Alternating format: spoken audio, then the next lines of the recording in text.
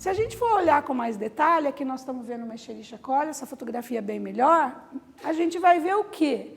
Que a gente já estudou algumas biomoléculas que aparecem aqui. Aqui é um zoom dessa partezinha aqui, ó, dessa célula, e aqui nós estamos vendo o detalhe, aqui está o flagelo, esse pedacinho aqui, e aqui todo o resto. O que vocês estão vendo aqui? Nós estamos vendo, por exemplo, a presença de lipopolissacarídeo.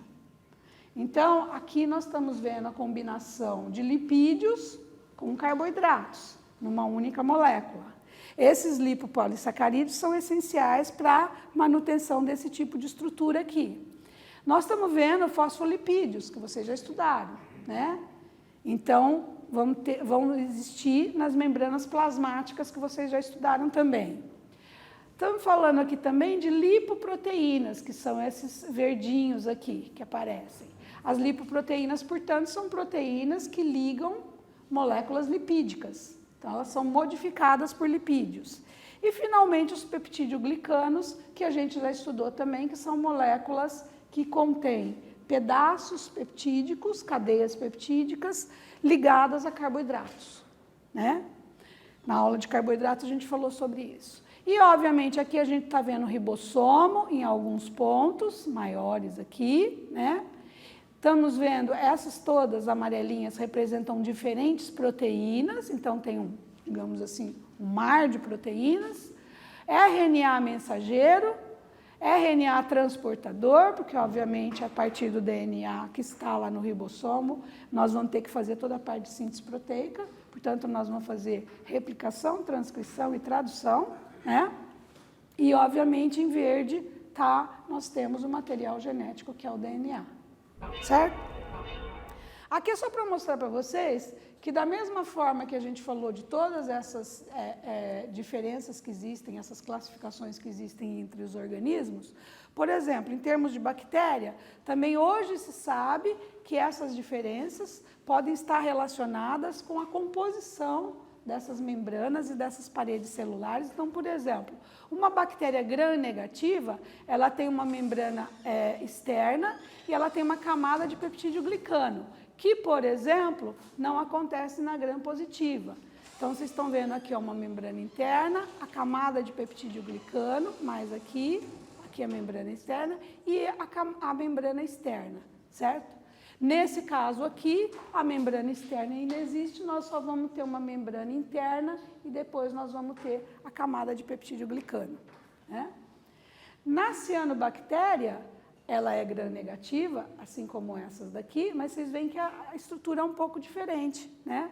Vocês estão vendo que a arquitetura aqui agora faz com que você tenha uma camada mais, digamos, encorpada, mais forte de peptídeo-glicano, né? Não existe, então, a membrana externa. E existe membrana com sistemas de pigmentos fotossintetizantes, porque ela é uma cianobactéria. A gente acabou de ver que ela faz parte daqueles que utilizam a luz solar, certo?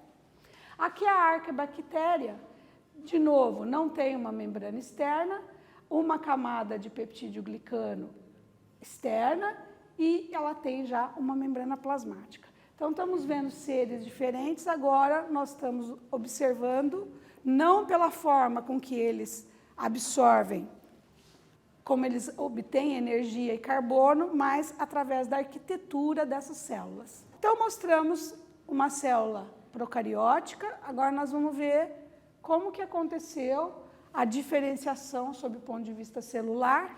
Então, de novo, nós voltamos naquela transparência anterior, só que agora um pouco diferente, mais ilustrativa, em que a gente tem o ancestral procariótico, as eubactérias, as arquebactérias, se diferenciando agora em cianobactérias, que vai ter já estruturas diferentes das bactérias púrpuras, que já são aeróbicas. Então, nós estamos vendo uma célula diferenciada aqui em relação a essa. Depois nós estamos vendo os eucariotos aeróbicos, que já contêm agora outras estruturas intracelulares, né? E os eucariotos mais, como aquele que eu mostrei aqui, que é um eucarioto mais primitivo. E, finalmente, depois de toda a diferenciação, a gente chega, se a gente considerar que com o tempo, nos seres atuais, E vocês estão vendo agora já um tipo de célula bem modificado. O que a gente está querendo dizer com isso? Que as células eucarióticas, elas já existem, elas têm uma estrutura completamente diferenciada em relação às procarióticas. O que acontece nelas? A presença de vários elementos intracelulares, né? Ao contrário do que a gente viu aqui na célula procariótica. O que acontece? O genoma é empacotado na cromatina, certo? Ele é envolto em uma membrana, então é o que a gente chama de núcleo. Isso faz sentido porque, então, o nosso material genético é muito mais protegido, né? Essa cromatina, como a Nádia explicou, contém DNA e proteínas, vocês se lembram disso? Aqui a gente está mostrando a presença de organelas definidas. Cada uma dessas organelas, por exemplo, núcleo, aqui nós estamos falando dos ribossomos, retículo endoplasmático, lisossomo, as mitocôndrias, os vacúolos, complexo de Golgi, centríolos, cada um tem uma função específica dentro da célula, né? Para que ela exerça a função que ela tem que exercer, ela precisa de todas essas organelas, cada uma das quais funcionando para um fim específico, né? Então, a membrana plasmática, se a gente for olhar também na célula de eucarioto, ela é única, ela é acompanhada de uma parede celular, no caso das plantas e dos fungos, né? Coisa que não existe nas células animais. A composição da parede celular é bastante variada. Então, nós vamos estudar isso depois também, tá? Hoje é só uma introdução a esse assunto. Falamos que existe tudo isso, né? Em termos de, digamos assim, na parte intracelular de uma célula eucariótica existem todas essas organelas e que esse conjunto todo, ele tem, digamos, funções específicas. Então, a gente está falando que existe uma especialização celular morfológica e funcional. O que significa isso? Que as estruturas específicas de cada tipo celular foram selecionadas para a função específica da célula. Então, por exemplo, a gente observa que um eritrócito que contém a nossa hemoglobina, que vai transportar o oxigênio, ela vai ter digamos, uma morfologia completamente diferente, por exemplo, de um miócito, que são as células que compõem os músculos, né? O tecido muscular. Obviamente, também diferente dos adipócitos, tecido gorduroso. Então, vocês estão vendo aqui, ó, os adipócitos, aqui o núcleo aparecendo aqui mais escurinho, porque ele foi corado, aqui uma fotografia um pouco diferenciada. Então, são nos adipócitos que a gente armazena os nossos triacilgliceróis provenientes do excesso de carboidratos, proteínas ou mesmo gorduras que a gente ingere e que não são utilizadas, porque naquela ocasião em que a gente ingeriu aquela quantidade, existe também uma demanda para processo biosintético, uma demanda para gasto de energia, mas se a gente ingeriu mais do que a gente deveria, a gente vai, de certa forma, estocar em algum lugar. Então, no caso, a gente transforma em lipídios, né? E a gente estoca nos adipócitos. Aqui nós estamos vendo as células do fígado, os hepatócitos, diferente dos fibroblastos que fazem parte do tecido da pele aqui, certo? Da epiderme. E aqui nós estamos vendo os neurônios. Todas essas células com funções diferenciadas e, portanto, com morfologia também diferenciada, né? Então, em resumo, o conjunto de moléculas de reações químicas de cada tipo vai ser completamente distinto, porque cada uma tem uma função, né? Então, vocês vão continuar estudando as bioquímicas e vocês vão entender que reações são essas, para que elas servem e qual é a diferenciação, por exemplo, do que acontece num hepatócito com um miócito, tá? Bom, eles são diferentes, mas eles têm algumas coisas em comum que a gente acabou de falar, né? São células eucarióticas e, portanto, elas devem conter elementos parecidos com o que eu estou mostrando aqui. Vamos falar desses elementos.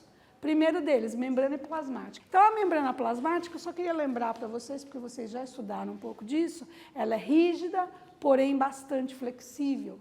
E essa flexibilidade, né, de entrada, saída, é definida pela composição e pela arquitetura, e essa arquitetura e essa composição é definida para cada tipo celular, certo? Mas todas elas consistem do quê? De uma camada lipídica, que a gente está mostrando aqui, né? De glicoproteínas, que podem ser integrais ou elas podem ser periféricas, né? Periféricas, elas estariam mais voltadas para a face extracelular ou para a face intracelular, e as integrais, elas simplesmente atravessariam toda a bicamada lipídica, né? E essas proteínas, muitas vezes, elas são glicoproteínas, né? São modificadas por carboidratos. Obviamente, também existe, se vocês olharem aqui, o colesterol, e a composição desses lipídios e o quanto existe de colesterol vai determinar a fluidez dessa membrana e, portanto, vocês se lembram que, na verdade, essa membrana, hoje em dia, existe um modelo muito aceito que é chamado modelo do mosaico fluido, né? Nos anos 80 ele foi descrito. E hoje é bastante bem entendido, né? A outra coisa que existe em comum nessas células é um citoplasma, né? Então, aqui a gente está mostrando a célula com todas as organelas, no caso aqui uma célula eucariótica, e aqui a gente está mostrando em azulzinho aquilo que a gente chama de citosol. Esse citosol, então, ele fica onde? No espaço entre a membrana plasmática, né, e o núcleo e organelas das células. Então, vocês estão vendo que ele está aqui, ó, sempre ocupando todo esse espaço aqui, é ocupado por uma solução aquosa chamada citosol ou matriz citoplasmática, que, na verdade, é típica e definida para cada tipo de célula. Definida em que termos? De que compostos solúveis estão ali? Compostos solúveis seriam as enzimas, seriam metabólitos, seriam íons, né? Então, vários processos metabólicos ocorrem no citoplasma, obviamente, em função da existência dessas enzimas, desses metabólitos, desses íons no citoplasma, certo? Existem partículas suspensas. Que partículas suspensas seriam essas? Seriam, por exemplo, grânulos de estocagem. A gente sabe que a gente estoca glicogênio. O glicogênio ele é estocado na forma de grânulos, e quando necessário a gente vem e utiliza, vai removendo resíduos de glicose para poder oxidar tudo, a CO2 e a água, ou para gerar outros compostos que sejam interessantes a partir dos intermediários dessa oxidação.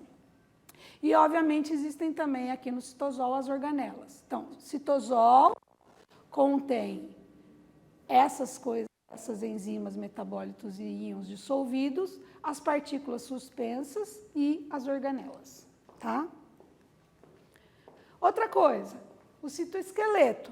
O citoesqueleto, ele é uma rede intracelular de filamentos proteicos, né? Ele, na verdade, é constituído, hoje se sabe, aqui está sendo colorido, então a gente está vendo muito bem o que é o citoesqueleto. Hoje em dia, ele sabe que ele é constituído por 3 tipos básicos de fibras, são eles os filamentos de actina, uma proteína, microtúbulos, que vai ter tubulina, por exemplo, e vários filamentos intermediários. No caso, tanto os filamentos de actina como os microtúbulos também participam da mobilidade da célula. Então, aqui, ó, vocês estão vendo nessa fotografia, né, a actina, as fibras de actina. Aqui a gente está vendo os microtúbulos e aqui a gente está vendo esses filamentos intermediários. Tudo isso é possível de ser visto por microscopia, nós vamos discutir, e por técnicas de marcação com compostos específicos, em geral fluorescentes, né, e com fluorescências de cores diferentes, para que você possa distinguir tudo isso e ver qual é a morfologia de tudo isso. Aqui é só para mostrar para vocês aquilo que eu falei, ó. De novo, aqui a gente está falando dos componentes do citoesqueleto, são microfilamentos, os filamentos intermediários, os microtúbulos. Aqui já se sabe a estrutura, inclusive, dessas proteínas envolvidas, se elas são hélices duplas, se elas são paralelas, no caso aqui a gente sabe que são 2 antiparalelas, são dímeros, né, que formam depois tetrâmeros. Aqui a gente sabe também que, por exemplo, existem várias proteínas que estão envolvidas nesses filamentos intermediários fazem parte deles, por exemplo, lamininas, queratinas, né? E no caso dos microtúbulos, principalmente as alfa e as beta-tubulinas. Aqui é só para mostrar para vocês, para ter uma ideia de tamanho disso tudo, né? Tudo em nanômetros. E aqui, olha, por exemplo, aqui está mostrando um filamento de actina, um filamento intermediário, aqui um microtúbulo. Vocês estão vendo que são estruturas diferenciadas, de estrutura tridimensional diferenciadas, né? Porém, todas elas complexas. Aqui a gente tem também que falar que todas as células eucarióticas contêm também um nucleosol. O nucleosol é digamos assim, um análogo ao citosol, né? Então a célula tem o citosol e lá no núcleo você tem o nucleosol. Ele corresponde então à parte solúvel delimitada pela membrana nuclear, né? Que está aqui. E aí, nessa parte solúvel se encontram os ácidos nucleicos e os componentes proteicos. Alta concentração de íons e nucleotídeos. Aqui é uma foto, digamos assim, um cartoon, né? Uma figura construída a partir desse conhecimento que se tem hoje. Vocês estão vendo uma membrana externa, uma membrana interna, essa daqui, essa daqui. Aqui o nucleoplasma, aqui o nucleolo, a cromatina está nesse material aqui. Aqui o envelope nuclear e aqui os poros desse envelope nuclear. Aqui é uma outra visão, né, em que também a gente tem a explicação de, por exemplo, aqui você tem nos poros nucleares, são específicos para o transporte de RNA e de proteínas, né? Aqui dentro, no núcleo, obviamente, a gente tem o RNA ribossomal. Aqui a gente tem na cromatina totalmente bem estruturada e empacotadinha, nós temos então o DNA e as histonas, que são as proteínas, aqui nesse material aqui. Bom, e aqui a gente tem fotos obtidas por microscopia. Aqui é só para mostrar para vocês que esse citoesqueleto é uma estrutura exclusiva de eucariotos. Então, a gente coloca aqui, olha, para célula procariótica e para célula eucariótica, por exemplo, aqui nós não temos organelas, e aqui a gente tem mitocôndria, cloroplastos, no caso de plantas e algumas algas, temos retículo endoplasmático, complexo de Golgi, lisossomo, por exemplo, em células animais, e existem várias diferenças, porém, o citoesqueleto não acontece de jeito nenhum aqui, e aqui existe essa estrutura complexa dos microtúbulos, dos filamentos intermediários, filamentos de actina, né? Bom, então chegamos no final. A gente falou que todo mundo tem uma membrana, todo mundo tem um material que preenche o citoplasma, né? Vimos que no núcleo também a gente tem um nucleosol, né? Vimos também que a gente tem citoesqueleto no caso das eucarióticas. Nós temos organelas e essas organelas, elas na verdade são estruturas intracelulares supramoleculares, como a gente falou no início das aulas, fazem parte daquele nível 3, né?